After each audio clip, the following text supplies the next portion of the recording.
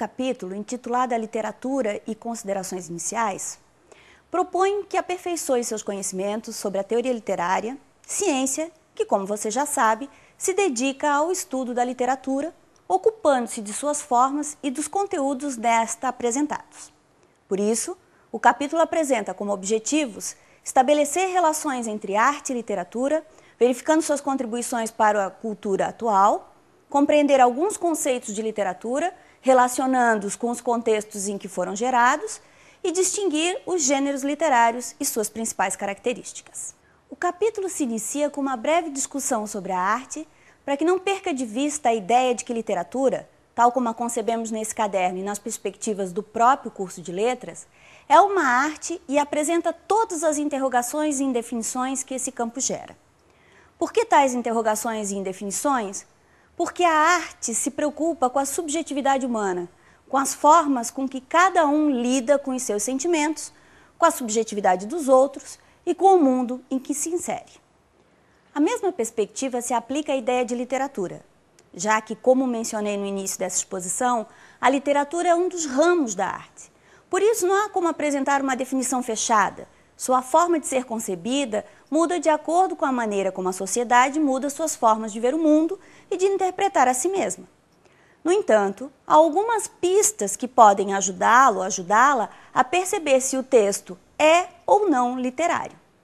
Quando um texto apresenta uma forma diferenciada de lidar com a linguagem, integra forma diferenciada de linguagem e forma diferenciada de lidar com determinados assuntos, demonstra que estamos entrando em uma dimensão ficcional em que tudo é permitido e possível, procura gerar a reflexão num confronto de olhares e ainda estabelecer relações com outros textos e se modifica conforme modificamos nossa forma de ver o mundo, podemos pensar que estamos diante de um texto literário. Claro que essas características não são fechadas, tampouco aplicáveis a todos os textos literários, mas não deixam de ser uma espécie de caminho que pode nos levar a boas perspectivas de interpretação desse tipo de arte. Alguém que não esteja familiarizado com a literatura talvez se pergunte para que ela serve. Saiba que a sua função é importantíssima. É por meio dela que aprendemos a conhecer melhor nossas sensações e sentimentos, confrontamos o que poderia ser, na ficção, por exemplo, com o que é, na realidade, e somos obrigados a nos posicionar diante desse impasse, tornando-nos mais críticos, mais atuantes e mais sociais. Não somos apenas razão, somos emoção e a literatura nos ajuda a conhecer melhor esse nosso lado. Para facilitar os estudos sobre a literatura, a teoria literária agrupou os textos em 3 conjuntos, utilizando como critérios a sua origem e suas características em comum. Desse modo, temos os gêneros literários. O primeiro que exploramos em nosso caderno foi o gênero lírico. Identificamos sua origem, o porquê de seu nome e apresentamos características que o tornam um grupo que representa com mais ênfase a subjetividade humana. Veja um momento lindíssimo em que o próprio Vinícius de Moraes declama um dos seus mais famosos poemas. Observe o vídeo.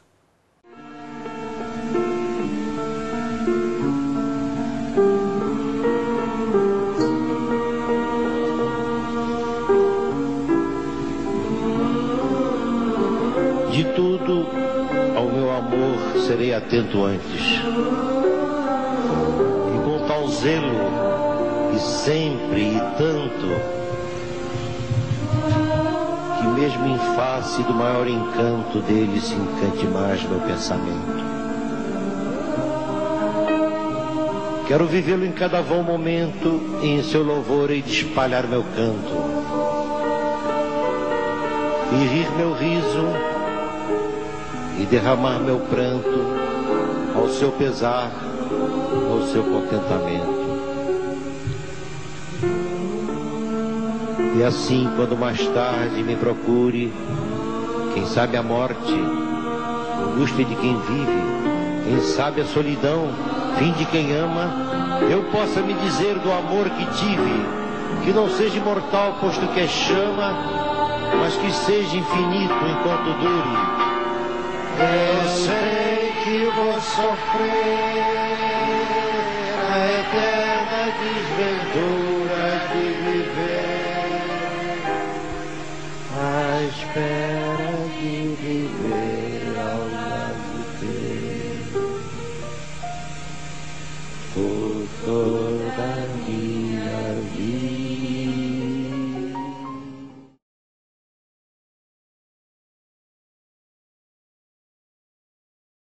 Notou a musicalidade, o ritmo, as figuras de linguagem presentes? Pois é, instintivamente sabemos o que é poesia, porque a captamos mais facilmente com os nossos sentidos. Na sequência, o capítulo 1 explora o gênero dramático, falando de sua origem, suas características, a perspectiva de que se baseia predominantemente em ações, seus tipos mais conhecidos e os elementos necessários para que ele seja representado para o público, já que essa é a sua função principal. Assista agora o fragmento da peça O Avarento, de Molière, com o saudoso ator Paulo Autran. Valé, eu quero que você diga quem tem razão numa questão, minha filha ou eu? É o senhor, sem dúvida. Você ouviu o que a gente estava falando? Hã? Não, mas eu sei que o senhor nunca erra. Eu quero dar à minha filha um cavalheiro tão nobre quanto ponderado. Bem feliz, declara nas minhas barbas que não se interessa por ele. Que dizes tu? Eu digo? É. Eu digo que, no íntimo, o senhor tem razão. Mas a sua filha também não está, assim, totalmente equivocada. Como não está equivocada? Anselmo, é um ótimo partido. O que uma moça poderia desejar de melhor? É verdade. Ela, porém, poderá dizer que esse casamento é um pouco precipitado e que convém esperar só mais um tempinho. Não. Anselmo, além do mais, quer casar sem exigir dote. Ah, sem dote? Sem dote! Puxa, isso muda tudo. Vê, Elis, é um argumento mais que convincente. Já pensou na economia que eu vou fazer, minha filha? Certamente não há que hesitar. É verdade que a sua filha pode dizer que casamento é um negócio importante, que a felicidade ou a desgraça são eternas. Mas é sem dote. O senhor tem razão, o senhor tem razão. Isso decide tudo. Agora, há pessoas que poderão dizer que nesses momentos os sentimentos de uma filha são coisas que merecem ser consideradas com respeito. E que uma grande diferença de idade sujeita o casamento a situações desagradáveis. Mas é sem dote. Para esse argumento não há réplica? É incrível! Quem poderá ir contra ele? Não que não haja um grande número de pais que respeite mais a felicidade de suas filhas do que o dinheiro que eles vão economizar. É sem dote. Isso fecha todas as bocas! Sem dote! Sem dote. Não há como resistir a um argumento desses. Mas haverá quem diga. O cachorro. Cachorro? No jardim? Vou ver meu dinheiro. Vocês me esperem aqui, hein? Não saiam daqui, eu volto já.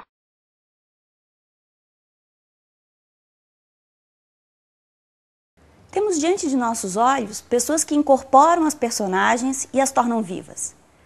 Vemos como agem, suas expressões de alegria, dor e ironia, suas ações ocorrem diante de nossos olhos. Essa é a perspectiva do teatro. E concluindo este primeiro capítulo, falamos sobre o gênero literário, mencionando inicialmente as epopeias e depois partindo para a apresentação das narrativas, tais como as conhecemos hoje, os romances, os contos, as crônicas, entre outros. Ao mesmo tempo em que enfatizamos os elementos que a constituem como narrativa.